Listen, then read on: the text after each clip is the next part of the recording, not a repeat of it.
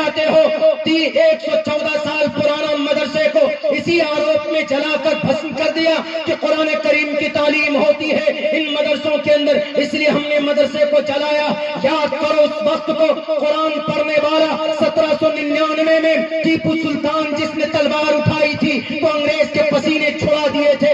یاد کرو اس وقت کو جب 1755 کے اندر علی وردی خان قرآن کریم پڑھتے تھے تو انگریز کے کانوں کے اندر ان کے کان پھٹنے کو تیار ہوتے تھے۔ اگر یہ مدرسہ نہ ہو تو خدا کی قسم شاہ ولی اللہ پیدا نہیں ہوتے، شاہ ولی اللہ نہیں ہوتے تو شاہ عبدالعزیز نہ ہوتے، شاہ عبدالعزیز نہ ہوتے تو حاجی امداد اللہ نہ ہوتے۔ شاہ عبدالعزیز کون؟ جنہوں نے انگریز کے خلاف فتویٰ دیا تھا۔ تمہاری رگوں میں، تمہاری ہڈیوں میں وہ طاقت نہیں تھی کہ انگریز کے خلاف میدان کارزار میں تم مقابلے کے لیے آ سکو۔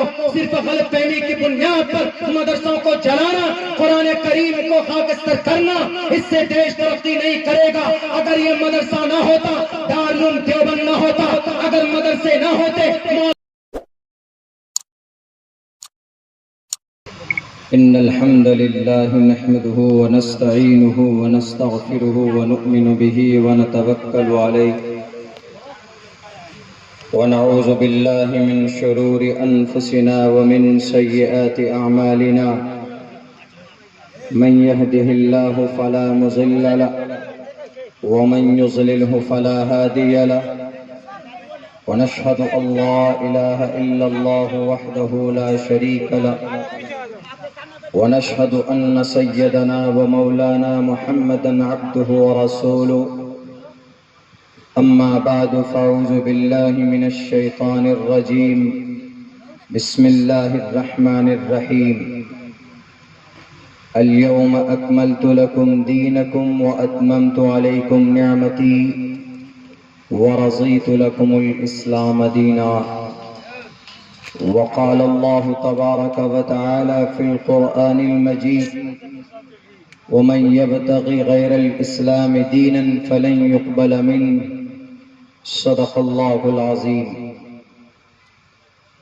All praise and thanks are Allah's, the Lord of the Alameen, mankind, jinn and all that exist. You honor only that ruling judge. The day of recompense, it means the day of resurrection. You alone we worship, you alone we ask for help, each and everything. Guide us to the right path, to the straight way. O my Lord, expand me my grace, 'tis my task for me. Remove the impediment from my speech so they may understand what I say.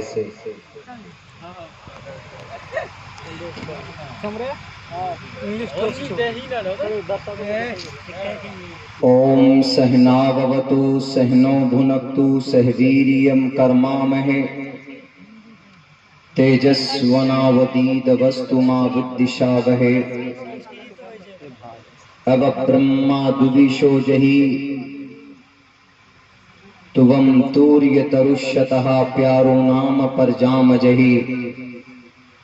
यत्र नार्यस्तु पूजन्ते रमन्ते तत्र देवता तत्र तास्तु न पूजन्ते न रमन्ते न तत्र देवता। अधे पश्यस्ते मोपरि संतरां पादकौहर माते कौशलपपो ब्रह्मानन्तमनादि विश्वकुर्दजं सत्यं परं शाश्वतं विद्या यस्य सनातनी निगम्भिर्दै। ओम शांति, ओम शांति शांति। जनाब सदर महफिल, गिरामी कद्र मुअज़्ज़ज़ उलमाए कराम, नाचीज की हाजिरी इस जलसे में बहैसियत मुकर्रिर हुई है। सच तो ये है कि मैं कोई मुकर्रिर नहीं हूँ, मैं कोई बहुत बड़ा आलिम दीन नहीं हूँ, एक तालिबे इल्म हूँ। मुझसे बड़ी हस्ती, इल्म के पहाड़, اسٹیج پر معزز مستند معتمد علماء کرام کی حاضری ہے، ان کی موجودگی میں مجھ جیسے طالب علم کا کچھ کہنا ایسا ہوگا جیسے کوئی سورج کے سامنے چراغ جلانے کی کوشش کر رہا ہو۔ اپنی زبان کی اصلاح کی غرض سے میں بھی کچھ کہنا چاہتا ہوں، اپنی شریعت کے تعلق سے، اپنے قرآن کے تعلق سے، نبی پاک علیہ الصلاۃ والسلام کے تعلق سے۔ میرے بھائیوں، ہم جانتے ہیں ہمارا عقیدہ اس بات پر ہے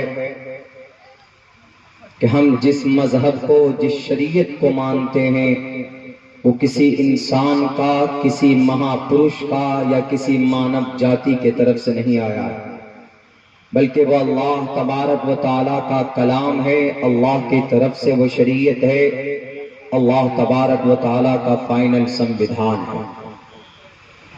ہمارا ایمان رکھنا اور ماننا ہمارے لیے that is important to be a Muslim, ایک مسلمان ہونے کے ناطے ہمارے لیے بہت ضروری ہے کہ ہم ان پر ایمان اور اعتقاد رکھیں۔ اگر ہم نہیں مانتے ہیں شریعت کے کسی بھی مسئلے کو، کسی حکم کو، اس پر ہمارا ایمان اور اعتقاد اگر نہ ہو تو we are not Muslim, that person will not be a Muslim، وہ انسان مسلمان نہیں ہو سکتا۔ ہمارا اعتقاد اور وشواس اور عقیدہ وہ الگ بات ہے کہ ہم عمل میں پیچھے رہتے ہیں، کمزور ہو جاتے ہیں کسی جگہ پر، وہ ایک الگ مسئلہ، لیکن ہمارا الحمدللہ عقیدہ یہ ہے کہ ہمارے پاس جو شریعت ہے، جسے لوگوں نے الگ الگ ناموں سے یاد کیا، کسی نے شریعہ قانون کہا، کسی نے جہادی قانون کہا، کسی نے طالبانی فرمان کہا، یہ ان کی زبان ہو سکتی ہے، ورنہ سچ تو یہ ہے کہ شریعت تمام انسانوں کی بھلائی کے لیے ہے۔ اگر اس شریعت کو جاننا اور سمجھنا ہے تو اس کو پڑھنا پڑے گا، اس کے اوپر ریسرچ کرنا ہوگا۔ بنا پڑھے، بنا سوچے سمجھے، بنا تحقیق کیے اگر اس شریعت کے کچھ غلط رسم و رواج مسلم معاشرے کو اٹھا کر اگر آپ مکمل شریعت کو بدنام کرنے کی کوشش کریں گے تو یہ بات بالکل مناسب نہیں ہے۔ اور الحمدللہ ہمیں اس بات پر گرو ہے کہ ہم اسی قرآن کو اسی انداز میں مانتے ہیں جس انداز میں اب سے تقریباً 1450 سال پہلے اللہ تبارک و تعالیٰ نے اس زمین پر نبی پاک علیہ الصلاۃ والسلام کے ذریعے سے اتارا تھا، اور مکمل کوئی تبدیلی اور کوئی تبدیلی کی گنجائش بھی نہیں ہے اور کسی شک کی بھی گنجائش نہیں ہے، اس لیے کہ قرآن خود کہتا ہے ذالک الکتاب لا ریب فیہ۔ ہم مسلمان بھی نہیں ہو سکتے اگر ہم اپنی شریعت پر کسی میڈیا کے کہنے پر، کسی لا کمیشن کی نوٹیفیکیشن جاری کرنے کی وجہ سے اگر ہم اپنی شریعت پر ذرہ برابر شک کرنے لگیں تو we are not Muslim, because Allah said, Allah mentioned in the Holy Quran, لا يؤمنون حتى يحكموك فيما شجر بينهم۔ اگر تمہارے اعمال قرآن و سنت کے خلاف ہو، if you have any kind of doubt in the Quran and Sharia, you are not Muslim، تم مسلمان نہیں ہو، تم مومن نہیں ہو۔ ہمارے ہندو بھائیوں، ایک پیغام اسی تعلق سے آپ کے نام اتھرو وید، رگ وید، یجروید، سام وید، اتھرو وید بہت کم پڑھا جاتا ہے، بہت کم اینالائز میں آتا ہے اتھرو وید۔ پہلے نمبر پر رگ وید کا آتا ہے، اس کی پوزیشن رگ وید ہے، یجروید ہے، پھر سام وید ہے، پھر اتھرو وید ہے۔ بعض لوگ سام وید کو بعد میں مانتے ہیں، اتھرو وید کو پہلے مانتے ہیں۔ ایک اشلوک ہے، ایک منتر ہے اب برہما دویشو جہی،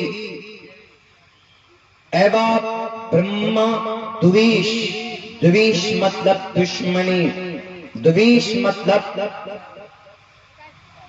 نہ ماننا، دویش مطلب چھوڑ دینا، دویش کے کئی سارے معنی ہو سکتے۔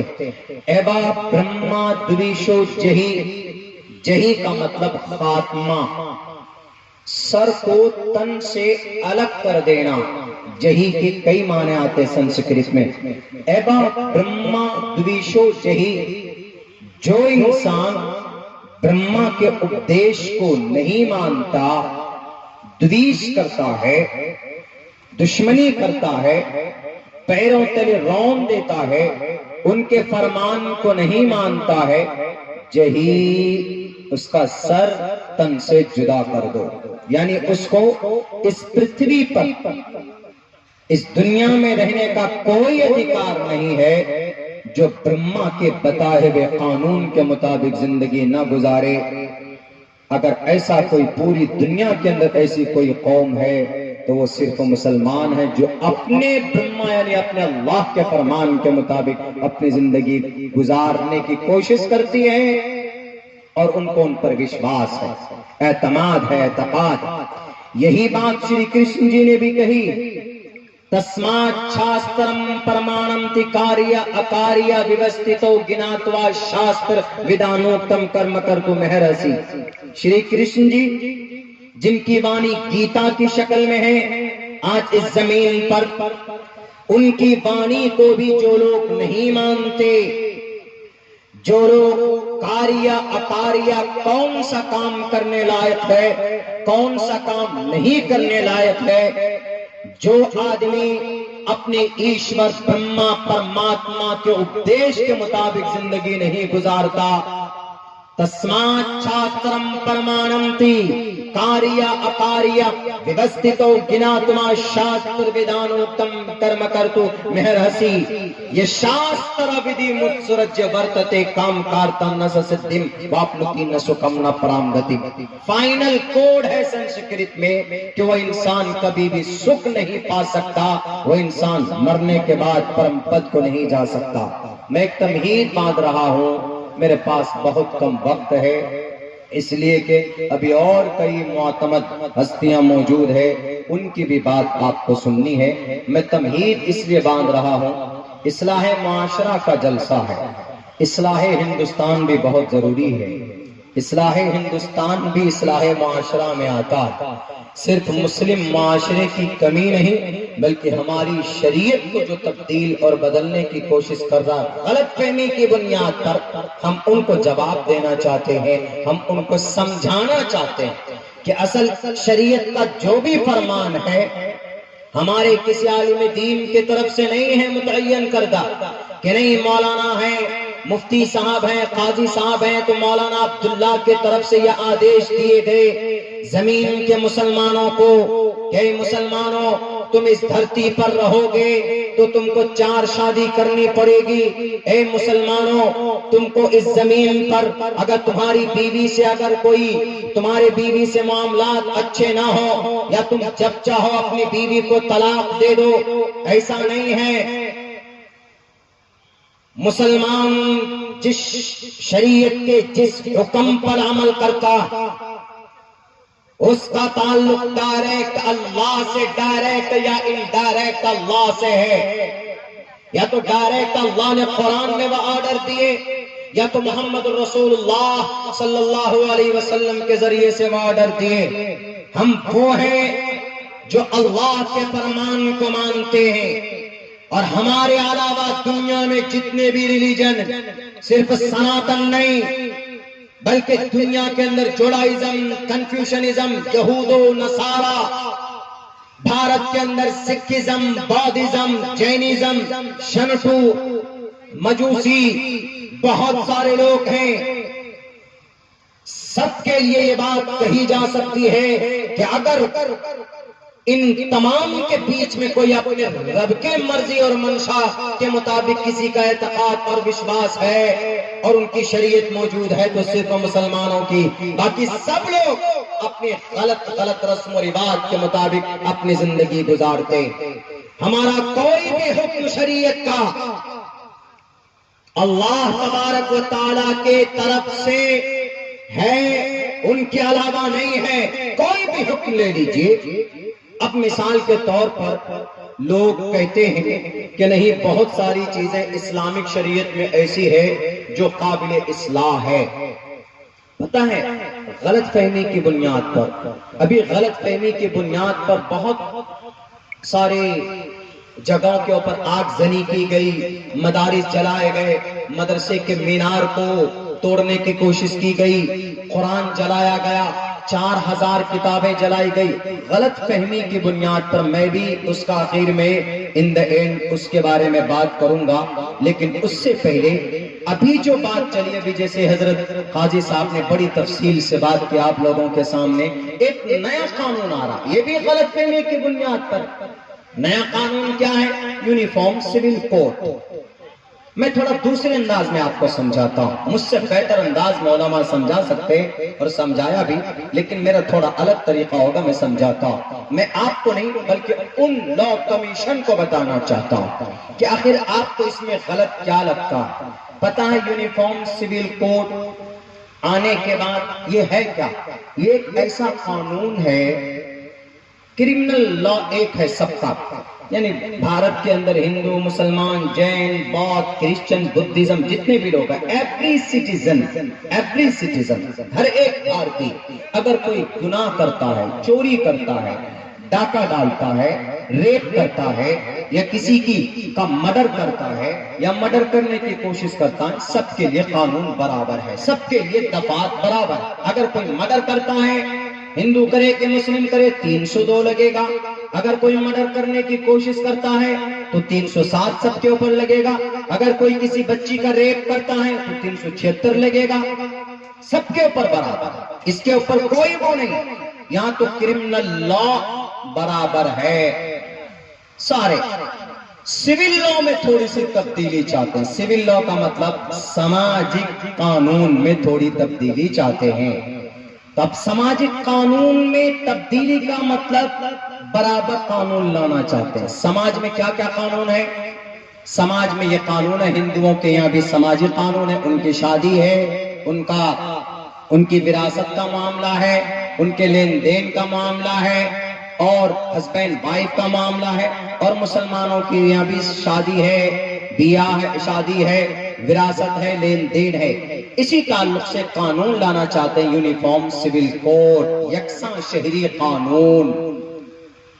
اب اس قانون کے آنے کے بعد کیا کیا ہوگا؟ یونیفارم سول کوڈ اگر لاگو ہوتا ہے تو یہ ہوگا 21 سال سے پہلے کوئی لڑکی شادی نہیں کر پائے گی۔ یونیفارم سول کوڈ آنے کے بعد 21 سال کے بعد ہی کرے گی، اگر پہلے کر لیا ہے تو قانون اپرادھ۔ دوسرا کیا ہے؟ دوسرا یہ ہے کہ میاں بیوی کے حقوق طلاق میں برابر ہو جائیں گے۔ ہسبینڈ وائف سب کو ادھیکار ہوگا، طلاق کا برابر کا ادھیکار ہوگا۔ شوہر ہے وہ طلاق دے سکتا بیوی کو، تو پھر اب اس قانون کے آنے کے بعد بیوی بھی طلاق دے سکتی ہے، لے سکتی ہے، دے سکتی ہے، دونوں کو برابر۔ تیسرا کام کیا ہوگا؟ تیسرا قانون یہ آئے گا کہ اگر کوئی آدمی دوسری شادی کرنا چاہتا ہے، ایک بیوی ہے لیکن کسی وجہ سے دوسری شادی کرنا چاہتا ہے، تو یونیفارم سول کوڈ آنے کے بعد وہ دوسری شادی نہیں کر پائے گا، جس کو بہو وواہ بولتے ہیں۔ اور پھر کیا ہوگا؟ اور یہ ہوگا کہ بیٹی کو ابھی لڑکے کو 2 حصہ وراثت میں، باپ کے پراپرٹی میں، اور لڑکی کو 1 حصہ۔ لیکن اس قانون کے آنے کے بعد جتنا حصہ لڑکے کو ہوگا اتنا ہی حصہ لڑکی کو بھی ہوگا، برابر برابر۔ یعنی 1 روپے لڑکے کو ملتا ہے تو لڑکی کو بھی 1 روپے۔ ابھی ہمارے یہاں کیا ہے، 1 روپے لڑکا کو تو لڑکی کو 50 پیسے ایسے دیا جاتا ہے، لیکن نہیں، یونیفارم سول کوڈ آنے کے بعد برابر سرابر۔ اور اس کے بعد پھر کیا کام ہوگا، پھر کیا ہوگا کہ جو عدت اور حلالہ ہے، عدت طلاق دے یا شوہر کا انتقال ہو جائے تو مسلم معاشرے میں عورت عدت میں جاتی ہے۔ یہ حلالے کا ایک پیٹرن ہے، ایک پروسیس ہے، شرعی حلالہ۔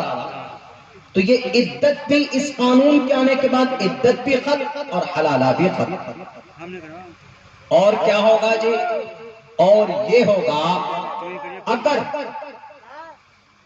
لڑکا نوکری والا ہے، سرکاری نوکری میں تھا، گورنمنٹ جاب تھی اس کو، اچانک اس کا انتقال ہو گیا، تو گورنمنٹ کی طرف سے جو ان کو معاوضہ ملے گا، اس معاوضے میں مرنے والے کی بیوی مرنے والے کے ماں باپ کا دیکھ بھال بھی کرے گا، اس کی بیوی اس کی دیکھ بھال کرے گی۔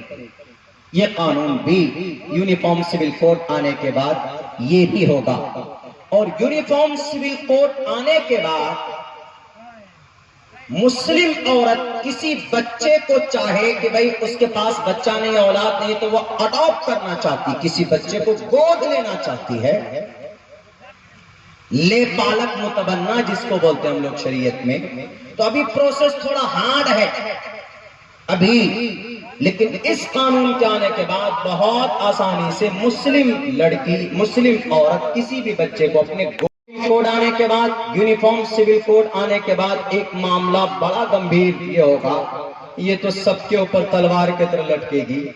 اگر کسی کی بیوی کا انتقال ہو جاتا، چاہے ہندو ہو کہ مسلم ہو، میں ہوں، میری بیوی کا انتقال ہو گیا، میری بیوی کے ماں باپ اگر زندہ ہے، ان کے والدین اگر حیات سے ہے، میری بیوی کا، تو میری بیوی کے انتقال کے بعد میری بیوی کے والدین کا خرچ برداشت کرنا، ان کی دیکھ بھال کرنا، ان کا پورا نام نفقہ سمجھیے مجھے کرنا ہوگا۔ یہاں اپنے امی ابا کا تو ہوتا نہیں ہے، پھر دوسرے کے بارے میں سوچ رہے، مودی جی لا کر دینا چاہتے۔ یہ بھی ہوگا یونیفارم سول کوڈ آنے کے بعد۔ اور یونیفارم سول کوڈ آنے کے بعد میں ایک بڑا حساس معاملہ یہ بھی ہو سکتا ہے کہ ابھی جو ہم لوگ 3-3 4-4 5-5 بچے ہیں نا، کسی کے 8-8 10-10، ان سب کے اوپر پابندی لگے گی، صرف ہم دو اور ہمارے دو کا بھی نعرہ لگایا جا سکتا ہے۔ یہ ساری چیزیں ہوگی۔ اب کہیں گے کہ اچھا کیا دقت ہے جی پھر اس میں؟ دقت کیا ہے؟ مسلمان ایک بیوی کو تو دیکھ نہیں پاتا، دوسری بیوی کو لائیں اسی لیے قانون بن جائے کہ بھئی ایک ہی شادی کرے گا دوسری نہیں کرے گا۔ کیا دقت ہے؟ دقت اصل میں یہ ہے، اور دھرم کے لوگ اور مذہب کے لوگ اتنا ریاکٹ نہیں کرتے، اتنے اعتراض نہیں کرتے۔ بعض لوگ کہتے ہیں مولانا لوگ ہی کیوں سب سے زیادہ تقریریں اس پہ ہو رہی ہے، کیوں مسلمان لوگ چیخ چیخ کر اپنا گلا پھاڑ رہے ہیں کہ ہم یونیفارم سول کوڈ کو نہیں مانیں گے۔ طلاق کا معاملہ، طلاق کا ادھیکار اسلام میں کس کو؟ مسلمان مرد کو۔ وراثت میں لڑکی کو کتنا ملتا ہے؟ 50%، لیکن برابر کرنے والا تو کس پہ اٹیک کر رہا ہے؟ یونیفارم سول کوڈ کسی بھی دھرم کے پرسنل لا کو ٹچ نہیں کیا ہے۔ بھارت کے اندر 600 سے ادھک پرسنل لا ہے، یعنی 600 سے ادھک قانون ہے دھارمک، ہندو، جین، بودھ، کرسچن، کنفیوشنزم، شنٹو، آشوریو، Dalit, S C S T, O B C وغیرہ وغیرہ بہت سارے۔ کسی کے پرسنل قانون کو یونیفارم سول کوڈ میں نہیں لایا۔ یونیفارم سول کوڈ میں اگر کسی کے پرسنل قانون کو ٹچ کیا ہے تو وہ صرف مسلم پرسنل لا کو ٹچ کیا۔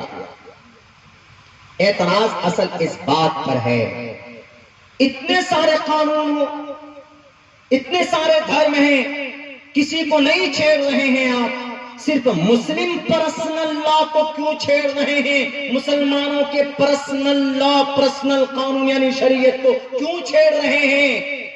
اب لوگ یوں کہتے ہیں اس لیے چھیڑ رہے ہیں کیونکہ اسلام کے اندر عورت کو ان کا حق نہیں ملتا ہے، لڑکی کو ان کا حق نہیں ملتا ہے.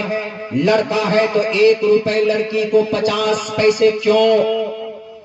ہم اسی لیے کہتے ہیں کہ یہ تمہارے دماغ میں جو بھوسا بھرایا ہے نا، تمہارے ڈپلیکیٹ خداؤں نے پیسے دے دے کر جو تم نے اپنے ضمیر بیچ لیے، تمہاری عقل ختم ہو گئی. تم شاید بھول گئے ہو کہ اسلام نے عورت کو جو مقام جو سمان دیا، دنیا کے اندر ایسی کوئی ماں پیدا نہیں ہوئی جس نے ایسا کوئی بچہ جنا ہو جس کے ذریعے سے عورت کو مقام و عزت دی گئی. اگر ایسی کوئی ذات اقدس ہے تو محمد رسول اللہ صلی اللہ علیہ وسلم کی ذات اقدس ہے، جن کی زندگی کے اندر، جن کی زمانے جاہلیت میں آپ علیہ الصلوۃ والسلام کے وقت میں اب سے تقریباً 1490 سال پہلے کی تاریخ اٹھا کر دیکھ لو. ٹی وی کی دنیا میں چیخنے والوں، نیوز کے روم میں بکواس کرنے والوں کہ اسلام نے عورت کا مقام، اسلام کے اندر عورت کا کوئی مقام نہیں ہے، بلکہ میں کہتا ہوں کہ چائنا کے اندر عورت کو یوز اینڈ تھرو مانا جاتا. آج بھی چلے جائیے تھائی لینڈ، پروسٹیٹیوشن کے اندر نمبر 1 پر اگر کسی ملک کا نام آتا ہے تو تھائی لینڈ کا آتا، اس لیے کہ وہاں پر 100 200 روپے میں عورتیں کی عزت خریدی جاتی ہے، بیچی جاتی ہے، لوٹی جاتی. آپ دنیا کے کسی بھی ملک میں چلے جاؤ، اگر عورت کے قدم کے نیچے جنت بتایا گیا ہے تو وہ صرف مذہب اسلام ہے. اگر عورت کو کسی نے سمان دیا، اگر عورت کو کسی نے پاک سمجھا، یہودی جو دنیا کے اندر اپنے آپ کو خدا مانتے ہیں، یہ جوڈائزم جو دنیا کے تمام ایجنسی کے بعد اپنے ہاتھوں میں تھامے بیٹھے، یہ کہتے ہیں کہ عورت منحوس ہے، عورت شیطان کی آتما سے پیدا کی جاتی ہے، اس لیے عورت کے ساتھ کوئی جائز سمبند نہیں ہونا چاہیے. عورت کو استعمال کرو، لیونگ ریلیشن میں رہو، ناجائز سمبند میں رہو، جب من بھر جائے اس عورت کو ختم کر دو. اسلام کہتا ہے کہ نہیں، اگر مرد کی عزت ہوتی ہے تو عورت کی بھی عزت ہونی چاہیے. اس لیے کہ اگر عورت نہیں ہوتی اس زمین پر یہ دنیا خوبصورت نہیں ہوتی. عورت کو اگر کسی نے مکمل عزت دی ہے، ٹی وی کی دنیا میں بکواس کرنے والے میڈیا والوں، جب عورتیں دفن کی جاتی تھی، جب بچیوں کا جنم ہوتا تھا تو پیدا ہونے کے فوراً بعد 2 من 5 من مٹی کے نیچے دفن کر دیا جاتا تھا. جب عورت کسی گھر کے اندر بچی کا جنم ہوتا تھا، منہ میں 12 بجتے تھے، منہ کے اندر بے عزتی کی روشنی آتی تھی. لیکن نبی پاک علیہ الصلوۃ والسلام نے کہا کہ دنیا والوں، عورت اگر تمہارے گھر کے اندر اگر بیٹی کی شکل میں ہے تو یہ تمہاری بیٹی نہیں، تمہاری گھر کی عزت ہے. اگر بہن کی شکل میں ہے، عورت بہن کی شکل میں ہے تو تمہارے گھر کی رحمت ہے. اگر بیوی کی شکل میں ہے تمہاری لائف پارٹنر ہے. اگر ماں کی شکل میں ہے تو سنو، اس ماں کے قدم کے نیچے جنت ہے. اگر عورت کے قدم کے نیچے جنت، عورت کو یہ سمان کسی نے دیا ہے تو اسلام نے دیا ہے، باقی کسی دنیا کے مذہب نے عورت کو سمان نہیں دیا. عورت کے قدم کے نیچے جنت. اب بولتے ہیں مولانا وہ تو الگ بات، عورت کی اسٹیٹس کی بات ہو گئی، پھر ان کو 100 روپے کیوں نہیں دیتے آپ؟ باپ 1 روپے چھوڑ کر گیا، باپ مثال کے طور پر کچھ پراپرٹی چھوڑ کے گیا، ان میں سے 100% بیٹے کو، 50% بیٹی کو کیوں؟ یہ تو بیوی کی حق ماری، بیٹی کی حق ماری ہوئی. تم سمجھتے نہیں اسلام کی حکمت کو. ہر حکم کے ساتھ ایک حکمت ہے. وہ کیا حکمت ہے؟ جب کوئی پریشانی آتی ہے گھر پہ، کون برداشت کرتا ہے؟ مرد برداشت کرتا ہے کہ نہیں کرتا؟ بیمار کوئی پڑتا ہے تو دکان پہ کون جاتا ہے؟ مرد جاتا.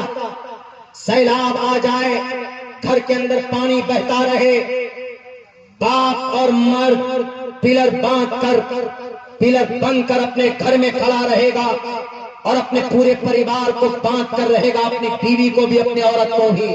یعنی آپ یہ کہہ سکتے ہیں کہ ہر پریشانی کا مقابلہ کون کرتا ہے؟ مرد کرتا ہے. ہاسپٹل جانا ہو مرد جائے گا، کورٹ جانا ہو مرد جائے گا، بلاک جانا ہو مرد جائے گا، کاشتکاری ہل جوتنے جانا ہو مرد جائے گا، آفس مرد جائے گا، سارے کام کون؟ مرد، سارے اخراجات کن کے ماتھے پر؟ مرد کے ماتھے پر۔ اور عورت کے ماتھے پر کچھ ہوتا ہے کیا؟ نہیں۔ عورت کے ذمے کیا ہے؟ کچھ نہیں۔ جب تک اپنے گھر پہ ہے تو باپ کے ذمے، اور جب شادی ہو گئی تو شوہر کے ذمے۔ تب بھی اسلام کہتا ہے، اسلام یوں کہتا ہے کہ بیٹی ہے، جب اس کے ذمے کوئی خرچ ہی نہیں ہے، جب اس کے ذمے کوئی خرچ نہیں ہے، ٹوٹل خرچ مرد کے ذمے ہے، اس بیچارے کو تو کہیں سے آتا نہیں۔ جب تک باپ ہے تو باپ، لیکن باپ چلا گیا تو خود باپ بن جائے گا۔ بیٹے کی اگر ماں ہے، باپ ہے زندہ، ان کی بھی پرورش، ان کی بھی دیکھ بھال، ان کا خرچ پوشن پالن سب کرنا۔ جب سارے کام میں مرد آگے تو اس لیے اسلام کہتا ہے مرد کو 1 روپے ملے گا، اور جب وہ عورت ہے، وہ بیٹی ہے، وہ لڑکی ہے، اس کو کچھ نہیں کرنا۔ ماں باپ کے گھر میں ہے تو ماں باپ کے ذمے، شادی ہو گئی تو شوہر کے ذمے، اس کے دونوں ہاتھ میں لڈو، اس کو کچھ کرنا ہی نہیں ہے۔ اس لیے اسلام نے کہا کہ جب اس کے ذمے کوئی خرچ ہی نہیں ہے تو اسی لیے اس کو صرف 50 پیسہ دے دو، کیونکہ اس کے ذمے کوئی خرچ نہیں ہے۔ اسی لیے اللہ تبارک و تعالیٰ کا ڈائریکٹ قانون ہے۔ میڈیا والوں اور لاء کمیشن صاحب، اگر آپ کو لگتا ہے کہ بیوی کو، بیٹی کو ان کا سمان ملنا چاہیے برابر برابر سرابر، تو غلط سوچ ہے آپ کی۔ اسلام نے اگر بیٹی کو آدھا حق دیا ہے اور بیٹے کو پورا، تو اس میں بیٹے کی ذمہ داری کو دیکھ کر دیا۔ آپ اللہ کے حکم کی حکمت کو نہیں جان سکتے۔ اس حکمت کو اگر کوئی ڈھنگ سے جان سکتا ہے، بیان کر سکتا ہے، بول سکتا ہے، تو وہی انسان بول اور سمجھ سکتا ہے جو قرآن کو، جو شریعت کو ان کے اوپر اینالائز کیا ہو، جو پڑھا۔ اور ہمارے علماء اس لیے بولتے ہیں چونکہ 10 سال تک مدرسے کی چٹائی پر بیٹھ کر وہ اس پر ریسرچ کرتے، اپنی طرف سے پیش نہیں کرتے۔ اور سن لو، عورت کا سمان تو آپ کے یہاں بھی ہے، جس کے اندر کہا گیا پرشنوتری کے ایک منتر میں، یتر ناریستو پوجنتے رمنتے تتر دیوتا تتر تاستو نہ پوجنتے نہ رمنتے نہ تتر دیوتا۔ جس گھر کے اندر بیٹی کی عزت ہی نہ ہو، جس گھر کے اندر بیٹی کی اچھا کا، بیٹی کی خواہش کا، بیٹی کی مان مریادہ ہی نہ ہو، تتر تاستو نہ پوجنتے، جس گھر کے اندر بیٹی کا صرف نام لیا جائے۔ آج ہم لوگ آ رہے تھے جھارکھنڈ سے، تقریباً 20-25 کلومیٹر دور تک ہم کو ایک گاڑی کو اوورٹیک کرنا پڑا۔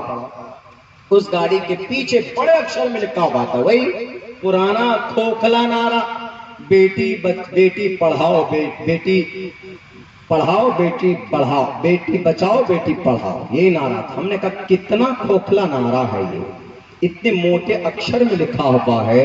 بہت بڑا ٹرک تھا، شاید اسکارپیو وغیرہ لے کر کسی شو روم میں وہ جا رہے تھے۔ بہت دور تک اس نے ہم لوگوں کو تو راستہ نہیں دیا۔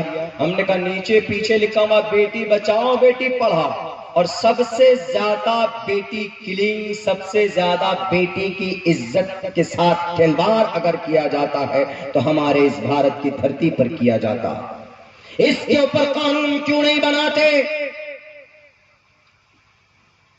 ہمارے پرائم منسٹر صاحب کہتے ہیں کہ دیش اس لیے ترقی نہیں کر رہا ہے کہ ایک جیسا قانون نہیں ہے۔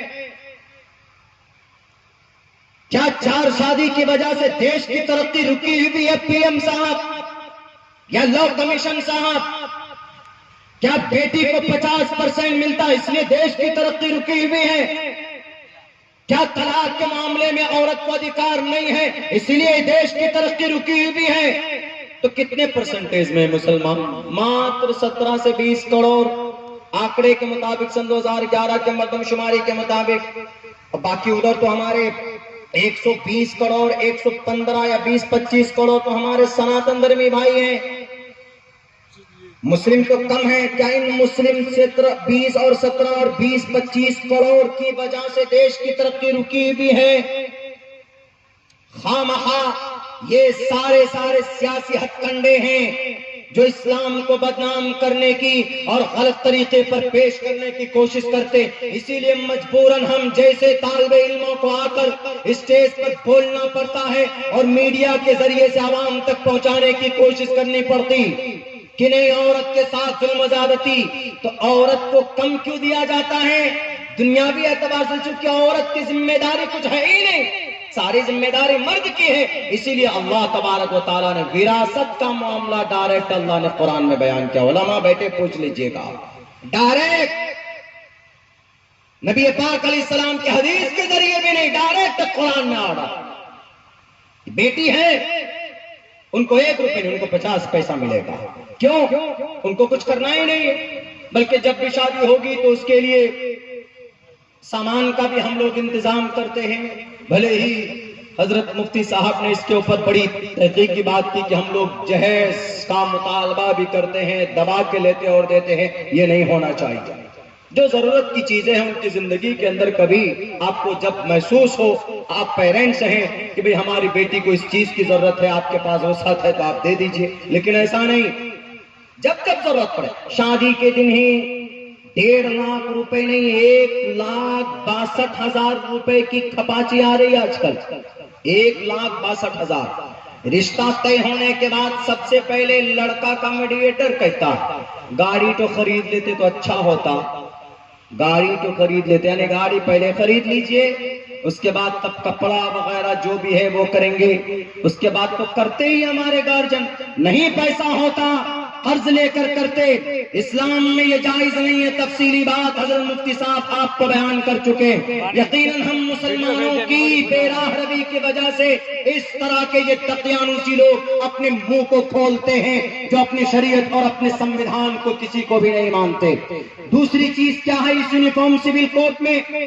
دوسری چیز یہ ہے کہ مرد اور عورت کو دونوں کو طلاق کا برابری کا حق ہوگا. طلاق کا برابری کا حق ہوگا. کیسے پاسبل ہے؟ ارے عورت تھوڑی تھوڑی بات میں اکھڑ جاتی ہے. عورت بائیں پسلی سے پیدا کی گئی ہے. کون عورت؟ حضرت آدم علیہ السلام کی. ٹیڑھی ہوتی ہے، تھوڑی بات میں اکھڑ جائے گی. صبر نہیں، ان کا دل اتنا اسٹرانگ نہیں، وہ فیصلے نہیں لے سکتی. اسی لیے اللہ نے کہا ہے کہ ایک مرد کے مقابلے میں 2 عورت کی گواہی تب مرد کے مقابلے میں ہو سکتی. کیوں؟ ناقص العقل ہوتی. اس کو آپ کہہ رہے ہیں اس کو بھی برابر کا حق ملنا چاہیے، عدت ختم ہونی چاہیے. چونکہ انسان ہے وہ بھی عورت، مرد بھی انسان، تو عدت کیوں گزارے صرف عورت؟ مرد کو بھی گزارنا چاہیے. جب مرد کے لیے عزت اور عدت نہیں ہے تو عورت کے لیے کیوں؟ طلاق کا عدت کا معاملہ شریعت سے ہے. اسی لیے مسلمان ہم بے چین ہیں. ہم UCC یونیفارم سول کوڈ کی مخالفت کر رہے ہیں کیونکہ ہمارے پرسنل قانون میں انگلی کرنے کی کیا ضرورت ہے؟ اور ہم کو بولنے کا ادھیکار بھی ہے. کیوں؟ ہم کو بولنے کا ادھیکار ہمارا بھارت کا سنویدھان کا دفعہ نمبر 25 دیتا ہے، جس میں کہا گیا freedom of conscience and free profession and practice and propagation of the religion.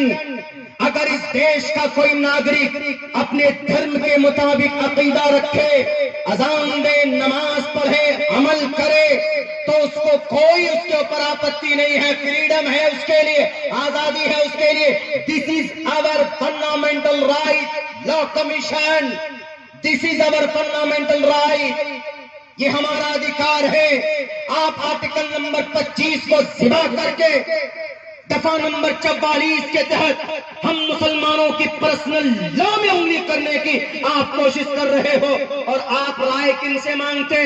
عوام سے، جو طلاق کے بارے میں نہیں جانتے، عدت کے بارے میں نہیں جانتے، حلالے کے بارے میں نہیں جانتے، ایک سے ادھک شادی کے بارے میں نہیں جانتے. اس کے بارے میں کن سے مشورہ کرنا تھا؟ ہمارے علماء سے مشورہ کرنا چاہیے.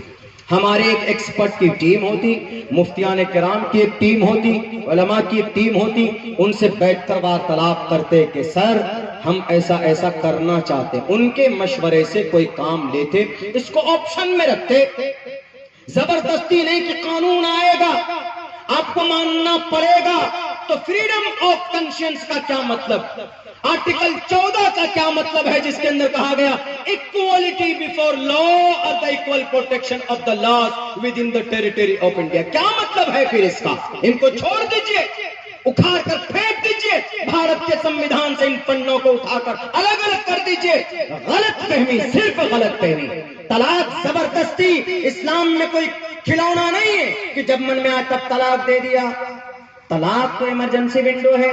लो कमीशन साहब अगर हवाई जहाज में सफर करें, हवाई जहाज में सफर करेंगे, मेन गेट बंद हो जाए, आग लग जाए, तो पता है कौन सा एग्जिट विंडो होता है ना?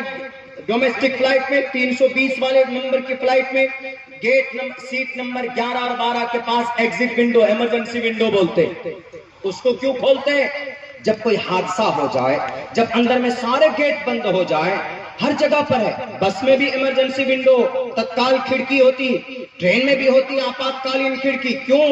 इसलिए कि कोई हादसा हो जाए, चारों तरफ से गेट बंद हो जाए, खिड़कियां बंद हो जाए, तो वो आपातकालीन खिड़की बहुत जल्दी आसानी से उसको खोल सकते हैं ताकि वो खोलकर फौरन निकलें। तलाक भी इस्लाम में ऐसा है कि तलाक इन द एंड, लास्ट में जब सारे रास्ते मजबूत हो जाएं, सब चीजें खत्म हो जाएं, कोई रास्ता ही नहीं है निभाव की, उस वक्त कहा गया व इन खिफ्तुम अल्ला युकीमा हुदूद अल्लाह फला जुनाह अलैहिमा।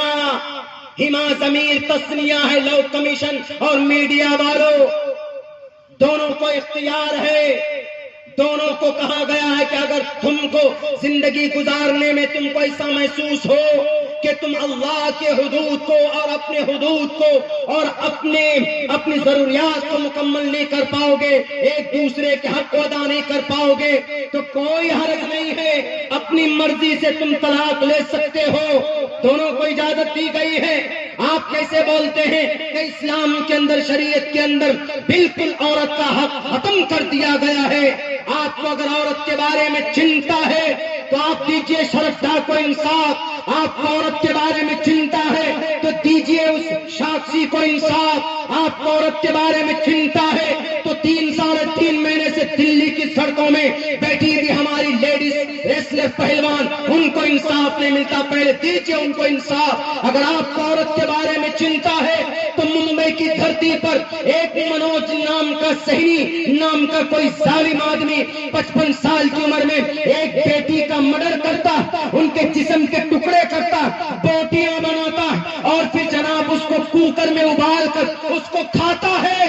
ऐसे जालिमों को काफिर किरदार तक पहुंचाने के लिए फास्ट ट्रैक कानून लिया, और ताकि इस तरह का मामला कहीं सामने आए तो बेटियों को इंसाफ दिलाने के लिए फौरन इंसाफ की आवाज बुलंद होनी चाहिए। इनके लिए कोई कानून नहीं, बस आ जाएंगे डायरेक्ट मुस्लिम personal law, uniform civil code. इसकी जरूरत ही नहीं।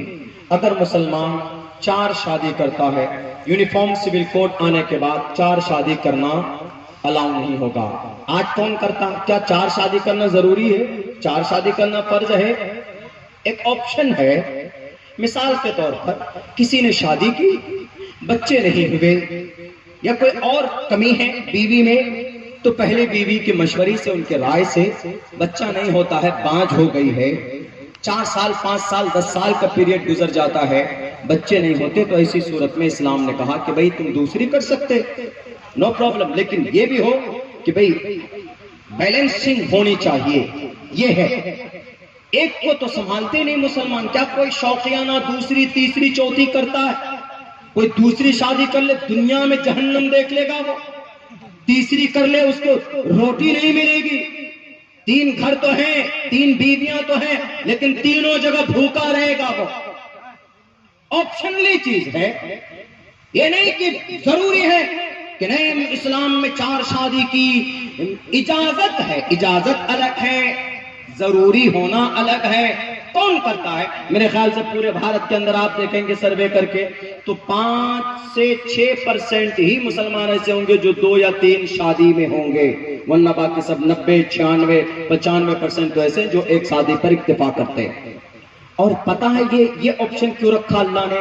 दुनियावी एतबार से बड़ी बीमारी से, बड़ी बुराई से बचाने के लिए रास्ता रखा। मिसाल के तौर पर आपके गांव के कुछ नौजवान نئی شادی ہوئی ان کی، وہ کہیں کسی بارڈر پہ گئے، جیسے پلوامہ اٹیک ہوا، سب کے سب وہاں شہید ہو گئے۔ اب ان کی جو نئی نویلی دلہن ہے، ان کی جو بیٹیاں ہیں، ان کی جو بیویاں ہیں، وہ تو ودوا ہو گئی۔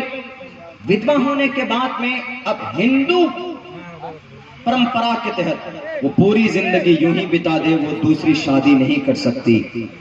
لیکن اسلام نے اب مثال آج کے زمانے میں، آج کی تاریخ میں کیا یہ پاسبل ہے کہ بنا ہم سفر کے، بنا شوہر کے کوئی جوان عورت اپنی زندگی گزار لے؟ پاسبل نہیں ہے۔ ان کو فزیکل سکون بھی چاہیے، ان کو ان کے نان نفع، ان کو زندگی گزارنے کے ضروری سامان بھی چاہیے۔ کون دے سکتا ہے؟ ایک شوہر دے سکتا۔ اب اپنی خواہش پوری کرنے کے لیے وہ ودوا عورت ناجائز سمبند بنائے گی، تو اسلام کہتا ہے کہ نہیں، ناجائز سمبند بنانے کی ضرورت نہیں۔ اس گاؤں کے اندر جو شادی شدہ طبقہ ہے، پہلی بات تو کنوارے تو کریں گے نہیں۔ آپ کہیں گے کہ کنواروں کو کرو، ان ودوا سے شادی کرے، کنوارے خودکشی کر لیں گے لیکن ودوا عورت سے شادی نہیں کریں گے۔ لیکن یہ بھی پیغام اگر کسی نے دیا ہے تو محمد رسول اللہ صلی اللہ علیہ وسلم نے دیا کہ آپ علیہ السلام کنوارے ہونے کے باوجود بھی آپ علیہ السلام نے اما خدیجہ الکبریٰ رضی اللہ تعالیٰ عنہا سے نکاح کیا۔ اب قرآن کہتا ہے، شریعت کہتی ہے کہ گاؤں کے جتنے بھی جو استطاعت رکھنے والے لوگ ہیں، شادی شدہ ہیں، ان کو چاہیے کہ ایک ایک ودوا عورت سے نکاح کر لے، 2 سے کر لے، 3 سے کر لے، تاکہ وہ عورت ان کو بھی ایک سایہ مل جائے اور وہ ناجائز سمبند بنانے سے رک جائے، زنا کے بازار کو گرم کرنے سے رک جائے۔ کتنا بڑا فائدہ ہے اس آرڈر کا، قرآن کے اس فرمان کا، فَانكِحُوا مَا طَابَ لَكُم مِّنَ النِّسَاءِ مَثْنَىٰ وَثُلَاثَ وَرُبَاعَ۔ بہتر ہے کہ دوسری بیوی بن کر رہے، چاہے زندگی گزارے ناجائز سمبند بنانے سے۔ آپ قرآن کے حکم کی حکمت کو نہیں سمجھ سکتے۔ لاء کمیشن اور ہمارے بھارت کے اندر تشدد پرست تنظیموں، لاکھ چیخ لو چلا لو، اللہ تبارک و تعالیٰ کا فرمان ہے اور ان سے جو فائدہ قوم کو ہونا چاہیے ان کے اندر کوئی تبدیلی نہیں ہو سکتی۔ لا تبدیل لکلمات اللہ۔ اور یونیفارم سول کوڈ کے ذریعے کیا ہوگا؟ اگر آپ نے نکاح پڑھایا قاضی صاحب سے تو نکاح قابل قبول نہیں گورنمنٹ کے نزدیک، بلکہ آپ کو اس شادی کی رجسٹری کرانی ہوگی۔ کیا ہے یہ؟ مسلم پرسنل لاء میں انگلی ہے کہ نہیں ہے؟ کوئی شادی کرائے، گاؤں میں شادی ہو، شادی نہیں مانی جائے گی جب تک کہ آپ رجسٹر نہیں کرائیں گے۔ اگر آپ نے رجسٹری نہیں کرائی تو آپ کو سرکاری فائدہ نہیں ملے گا۔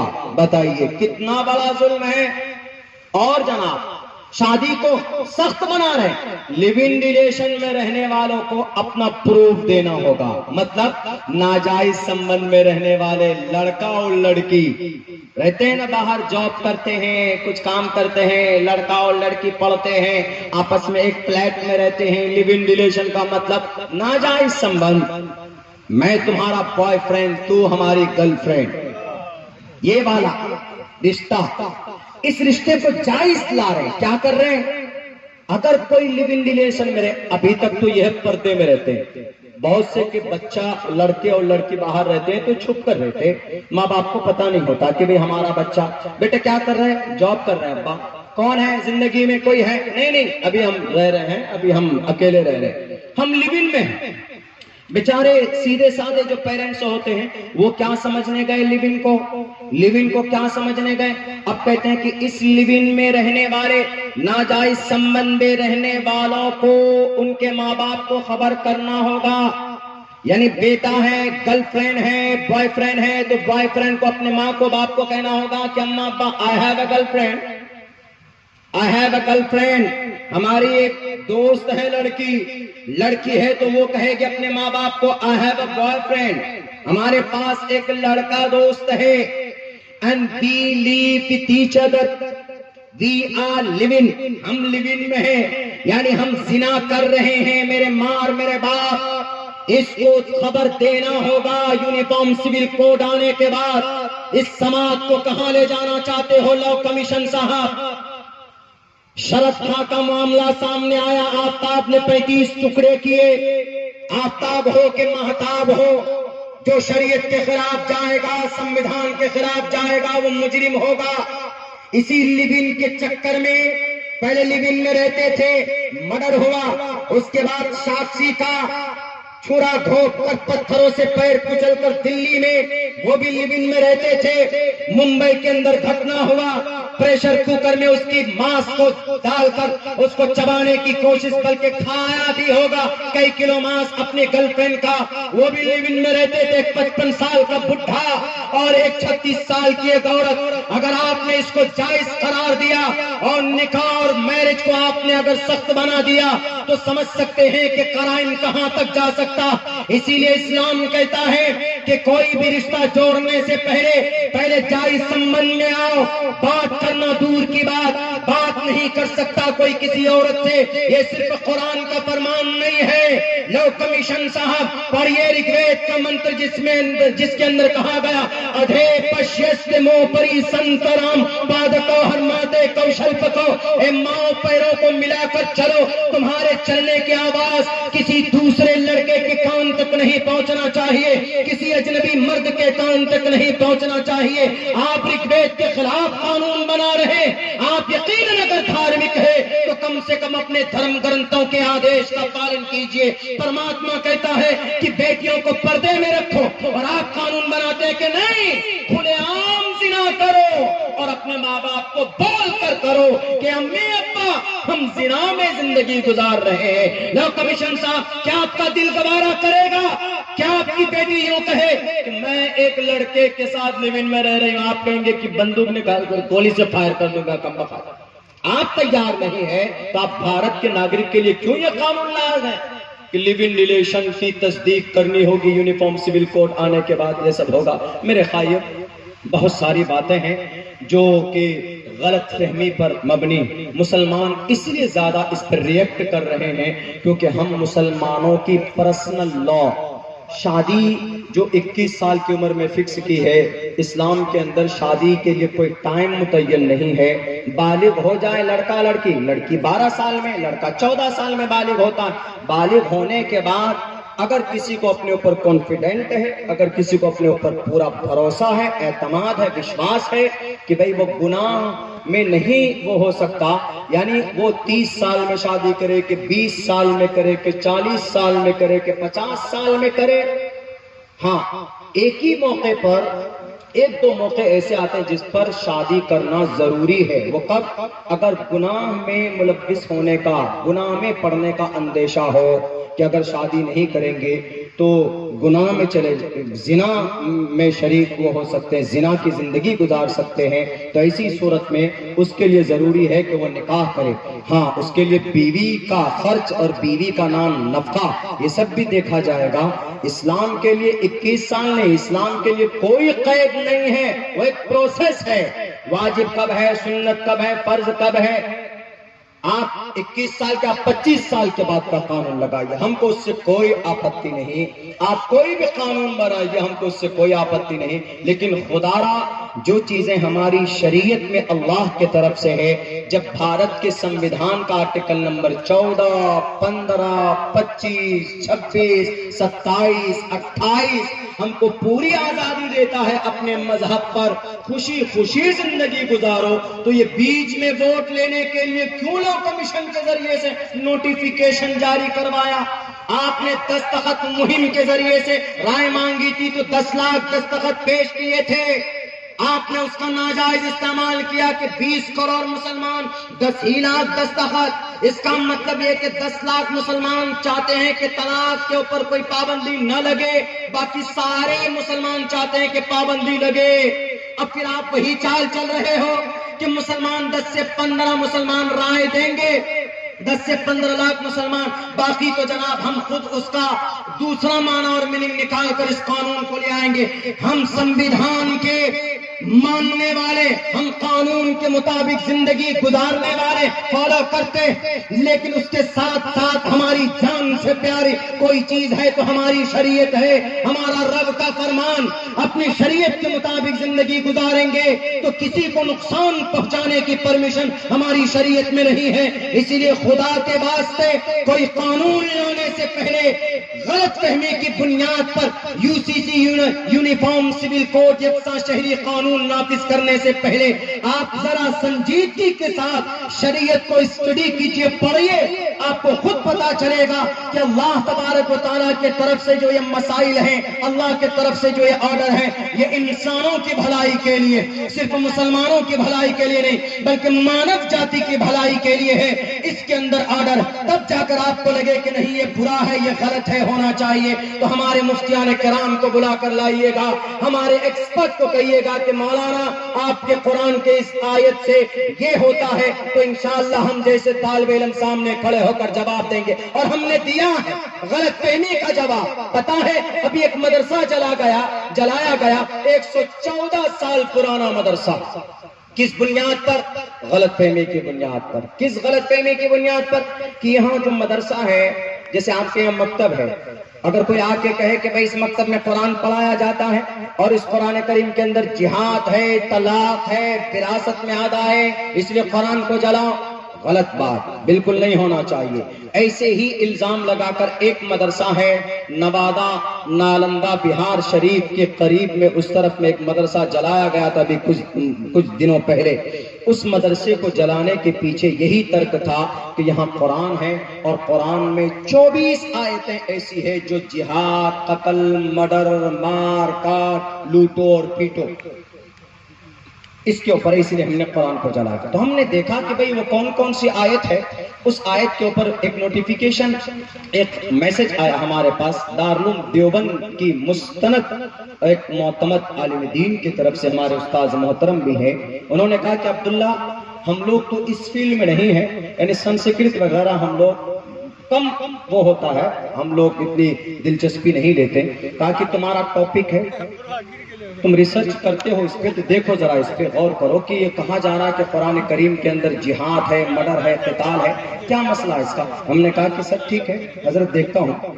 تو اس کے بعد سر لفظ اس لیے آ رہا ہے چونکہ میں ایک اسکول چلاتا ہوں، ہمارے اسکول میں ٹوٹل بچے سر بولتے ہیں، مجھے بھی سر ہی بولتے ہیں کہ سر سالم سر، عبداللہ سر، اس طرح کر کے، اسی لیے میرے بھی زبان میں سر آ جا رہا حضرت کی جگہ، خیر نو پرابلم۔ تو دیکھا گیا، انہوں نے کہا کہ ہم نے قرآن کو اس لیے جلایا چونکہ قرآن کریم کے اندر ہے، قرآن میں ہے کہ آپ کے کلو فکلو مما غنمتم، لوٹو اور کھاؤ، یہ ترجمہ کیا جو کہ غلط ہے۔ ہم نے کہا کہ بھائی یقیناً غلط ہے ترجمہ، اور دوسری آیت پیش کرتے ہیں، وَأَعِدُّوا لَهُم مَّا اسْتَطَعْتُم مِّن قُوَّةٍ وَأَعِدُّوا لَهُم مَّا اسْتَطَعْتُم مِّن قُوَّةٍ، لڑو اپنے دشمن سے اپنی طاقت کے مطابق، تیار رہو۔ انہوں نے اس کا کیا ترجمہ کیا؟ انہوں نے اس کا ترجمہ یہ پیش کیا کہ دیکھیے قرآن میں ہے ہندو بھائیوں کے خلاف تلوار تیار رکھو۔ ایک مضبوط، ایک مردود، ایک فرقہ پرست تنظیم کے لیڈر نے اپنے انٹرویو میں یہ بات کی کہ دیکھیے آپ کے قرآن میں ہے وَأَعِدُّوا لَهُم مَّا اسْتَطَعْتُم، اور تیسری آیت پیش کرتے ہیں کہ دیکھیے قرآن میں ہے یا ایھا النبی حرض المؤمنین علی القتال، کہ آپ کا اللہ کہہ رہا ہے، نبی کو کہہ رہا ہے کہ اے نبی آپ مسلمانوں کو قتل پر ابھاریے۔ ان تینوں آیت کا منتر کی روشنی میں ان کو سمجھاتا ہوں، حالانکہ ہمارا قرآن مصدق ہے، قرآن کی تصدیق کے لیے، قرآن کی کلیئرفائی کے لیے دنیا کی کسی بھی آتھینٹک یا دھارمک یا شاستر کی مدد کی ضرورت نہیں ہے، لیکن چونکہ اس فرقہ پرست تنظیم کے لیڈر نے قرآن پر اعتراض لگایا ہے، اسی کی کتاب کے اندر کیا میسج ہے میں بیان کرتا ہوں۔ یا ایھا النبی حرض المؤمنین علی القتال، کہ اے نبی آپ مسلمانوں کو قتال پر ابھاریے۔ یہ آیت اس وقت کے لیے ہے جب نبی پاک علیہ الصلوۃ والسلام کی قتل کی سازشیں ہو رہی تھی، جب مکہ المکرمہ کے منافق اور وہاں کے رئیس اور وہاں کے کفار جب مدینے کے یہودیوں سے مل کر نبی کا خاتمہ کرنا چاہتے چاہتے تھے تب اللہ تبارک و تعالیٰ نے آرڈر دیا تھا یا ایھا النبی حرض المؤمنین علی القتال. اپنے گھر کو بچانے کے لیے سپریم کورٹ بھی کہتا ہے کہ سیلف ڈیفینس کے لیے آپ تلوار اور ہتھیار اٹھا سکتے. ہمارے بھارت کے اندر چائنا حملہ کرے تو ہمارے بھارت کے سینک ہاتھ پہ ہاتھ دھر کر بیٹھے نہیں رہیں گے. اسی لیے اللہ کے نبی کو یہ آرڈر دیا گیا تھا وَأَعِدُّوا لَهُم مَّا اسْتَطَعْتُم مِّن قُوَّةٍ. انہی دشمنوں کے تعلق سے. اور تیسری آیت میں ہے فَكُلُوا مِمَّا غَنِمْتُمْ. یہ کھاؤ غنیمت کے مال کو. یہ لوٹ اور کھاؤ کا ترجمہ غلط ہے. جب پہلے زمانے میں جنگ ہوتی تھی تو ایک طرف جیتنے والا بادشاہ دوسرے طرف ہارنے والا بادشاہ ہوتا تھا. جیتنے والا بادشاہ ہارنے والے اگینسٹ پارٹی سامنے والے کے جو بھی دولت اور جو بھی مال ہے جو بھی آلات ہیں ان سب کے اوپر قبضہ کرتا تھا.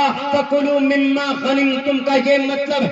آج بھی ہمارا ملک بھارت اگر چائنا کے 5 کلومیٹر پر قبضہ کر لے تو کیا چائنا کی 5 کلومیٹر کی وہ زمین کیا بھارت استعمال نہیں کر سکتا؟ کر سکتا ہے. قرآن کریم کی اس آیت کا یہی مطلب ہے. اسی لیے غلط ترجمہ پیش مت کرو.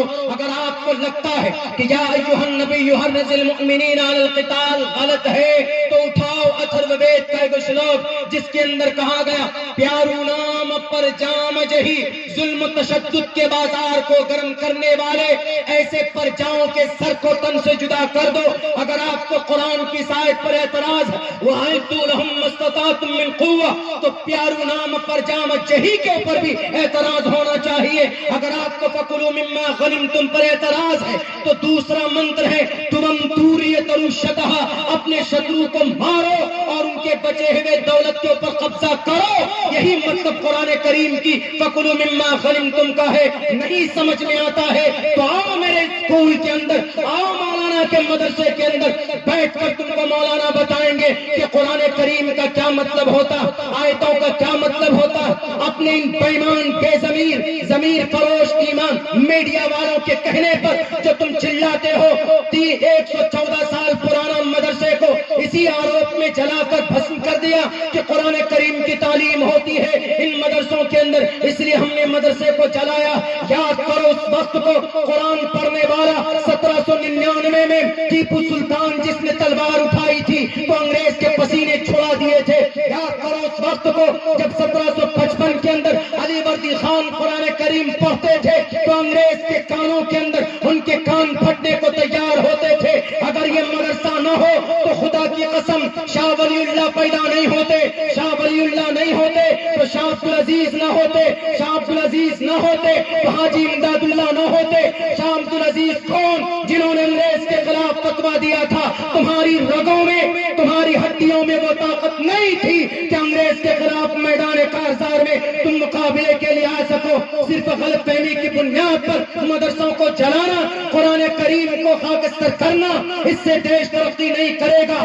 اگر یہ مدرسہ نہ ہوتا, دارالعلوم دیوبند نہ ہوتا, اگر مدرسے نہ ہوتے, مولانا مملوک علی ناگر نہ ہوتے, مولانا مملوک نہ ہوتے, ان کے 2 شاگرد مولانا قاسم نہ ہوتے, مولانا عبدالرشید نہ ہوتے, مولانا قاسم نہ ہوتے, دارالعلوم دیوبند نہ ہوتا, دارالعلوم دیوبند نہ ہوتا تو شیخ الہند نہ ہوتے, شیخ الہند نہ ہوتے تو آج مولانا عبید اللہ سندھی نہ ہوتے, شیخ الہند نہ ہوتے تو شیخ الاسلام نہ ہوتے. پتا ہے کون شیخ الاسلام؟ وہ شیخ الاسلام حسین احمد مدنی, مولانا ارشد مدنی کے ابا, مولانا محمود مدنی کے دادا, مولانا اسد مدنی کے ابا محترم, وہ شیخ الاسلام جنہوں نے انگریز کے سامنے میں کفن باندھ کر کہا تھا انگریز کے سامنے میں جواب دینے والا کوئی مرد مجاہد اگر اس دھرتی کے اوپر پیدا ہوا ہے تو اس کا نام شیخ الاسلام. اور شیخ الاسلام پیدا ہوئے کہاں سے؟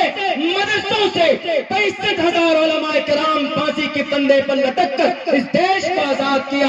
مدرسے کو قرآن کے اوپر الیگیشن لگانے والوں اس کی تاریخ پڑھو, اس کے بعد اس کے اوپر اعتراض یا الیگیشن کی بات کرنا. میرے بھائیوں, غلط فہمی کی بنیاد پر آج اس طرح کے قوانین آ رہے ہیں, ورنہ قرآن اور شریعت کسی کے لیے نقصان دہ نہیں ہے, بلکہ اگر اس کو جڑ سے بنیادی طور پر دیکھا جائے تو سماج کی, سوسائٹی کے فائدے کے لیے ہے. یونیفارم سول کوڈ کی مخالفت ہم اس لیے کرتے ہیں 600 سے زیادہ مذہبی قوانین ہیں ان میں سے کسی کو نہیں چھیڑا گیا، صرف مسلم پرسنل لا کو چھیڑا گیا ہے، اسی لیے ہم لوگ اس کی کلیئریفائی کرتے ہیں۔ اللہ سے دعا کرتا ہوں کہ اللہ تبارک و تعالیٰ کہنے سننے سے زیادہ ہم تمام مسلمانوں کو اپنی شریعت پر عمل کی توفیق دے۔ وآخر دعوانا الحمدللہ رب العالمین۔